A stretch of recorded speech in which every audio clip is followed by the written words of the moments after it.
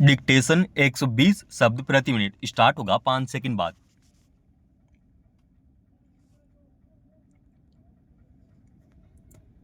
Start. जब भी संसद का सत्र शुरू होता है, सर्वदलीय बैठक बुलाकर आपसी सहमति और सहयोग से कार्यवाही चलाने का संकल्प लिया जाता है।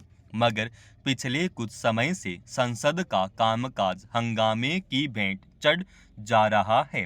किसी मसले पर विपक्ष बहस की मांग करता है और सभापति की मंजूरी न मिल पाने के बाद हंगामे का सिलसिला चल पड़ता है।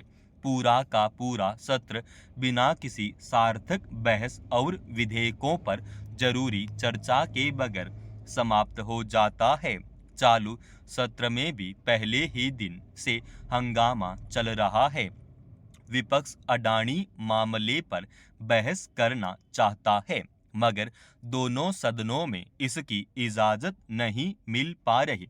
अब स्थिति यहां तक पहुंच गई है कि विपक्ष ने राज्यसभा के सभापति यानी उपराष्ट्रपति के विरुद्ध अविश्वास प्रस्ताव रख दिया है। उसका कहना है कि सभापति विपक्ष को बोलने का मौका नहीं देते। वे अपनी मर्जी से बहसों को रिकॉर्ड में लेते या नहीं लेते हैं। सत्ता पक्ष के लोगों को बोलने का अधिक अवसर देते हैं, यानी यह 72 वर्षों के संसदीय इतिहास में पहला मौका है जब इस तरह राज्यसभा के सभापति के खिलाफ अविश्वास प्रस्ताव लाया गया है। उन्हें हटाने की मांग उठी है। ऐसा नहीं कि पहले विपक्ष के नेता किसी सदन के सभापति से असंतुष्ट नहीं होते थे, उन पर पक्षपात के आरोप नहीं लगाते थे। पहले भी ऐसा होता रहा है, मगर तब कटाक्ष तल्ख बयान और बहसों के बाद मामले सुलझा लिए जाते थे। सदन की मर्यादा का निर्वाह किया जाता था। मगर पिछले कुछ समय से शायद इस तकाजे को कोई समझना नहीं चाहता। मानसून सत्र में विपक्षी दल के कई नेताओं ने लोकसभा अध्यक्ष को संसदीय मर्यादा और उनके पद की गरिमा का पाठ पढ़ाया, खूब कटाक्ष किए, मगर कोई फर्क नहीं पड़ा।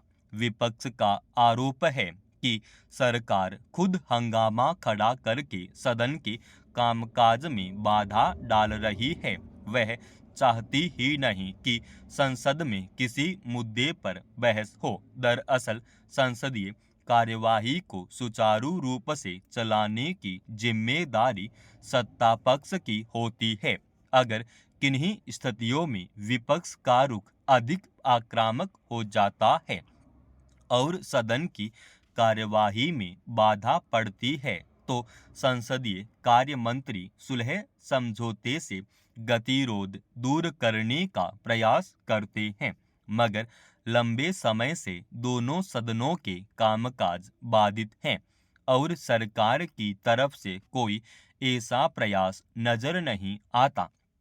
अपेक्षा की जाती है कि जरूरी मसलों पर संसद के भीतर बहस हो और सर्वसम्मति से कोई फैसला किया जा सके। मगर पिछले कुछ समय से संसद में सत्ता पक्ष और विपक्ष के बीच मूंछ की लड़ाई अधिक दिखाई देती है। बहसें विपक्ष संसद से बाहर करता है। पिछली सरकार के समय तो दोनों सदनों के 150 से ऊपर विपक्षी सदस्यों को निलंबित कर दिया गया। इस तरह कई मसलों पर आम लोगों के बीच भ्रम की स्थिति बनी रहती है।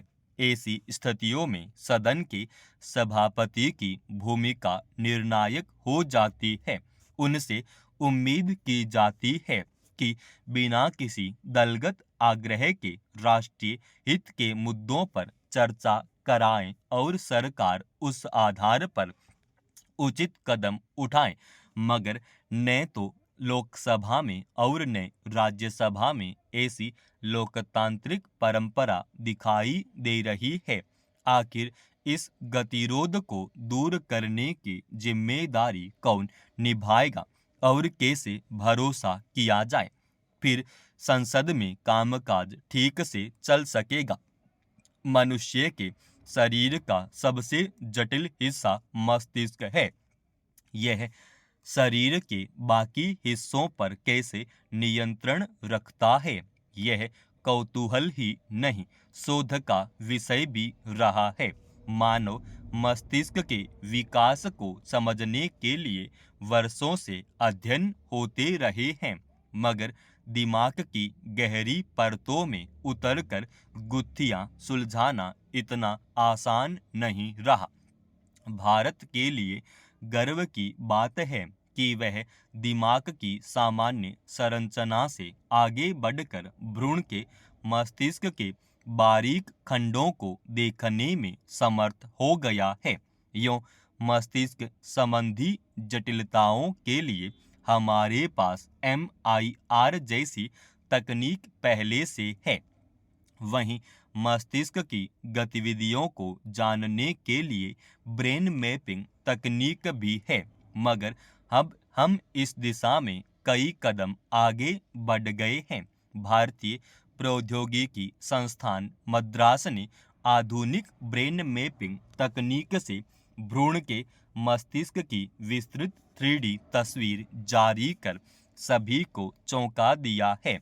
यह दुनिया में पहली बार है जब अत्याधुनिक प्रौद्योगिकी से 5132 मस्तिष्क खंडों को डिजिटल तस्वीरों में उतारा गया है।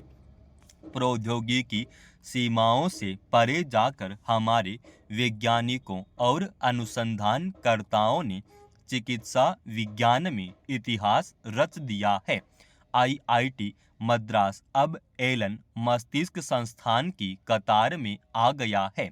यह इस मायने में भी बड़ी उपलब्धि है कि अब भ्रूण के विकास के पहले चरण में ही बीमारियों का जल्द पता लग जाएगा। वहीं मस्तिष्क संबंधी तमाम विकारों पर नियंत्रण आसान होगा।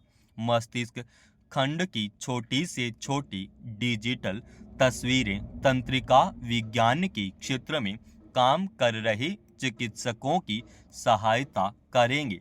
इससे वे सटीक उपचार कर सकेंगे। उम्मीद कर सकते हैं कि मस्तिष्क कैंसर, ट्यूमर और मिर्गी के साथ तमाम बीमारियों और मनोविकारों की तह में जाने में अब मुश्किल नहीं होगी। तकनीक के इस नए विस्तार के बाद मरीजों को बेहतर और शीघ्र इलाज मिलने की उम्मीद है। वहीं ब्रेन मैपिंग होने से किसी गंभीर अपराध में पकड़े गए आरोपियों की दिमागी हलचल को बारीकी से समझा जा सकेगा। इसमें कोई दो राय नहीं कि भारत अब मस्तिष्क मानचित्रण में अमेरिका के समकक्ष है। निश्चित रूप से भारतीय अनुसंधानकर्ताओं ने चिकित्सा क्षेत्र में एक नया अध्याय जोड़ा है। समाप्त। दोस्तों, रोजाना ऐसे एडवांस डिक्टेशन के लिए चैनल को आप अभी सब्सक्राइब कीजिएगा और आज के इस डिक्टेशन का PDF फाइल हमने हमारे Telegram channel study with HP स्वामी पे डाल दिया है, जिसका लिंक इसी वीडियो के डिस्क्रिप्शन में डाल रखा है।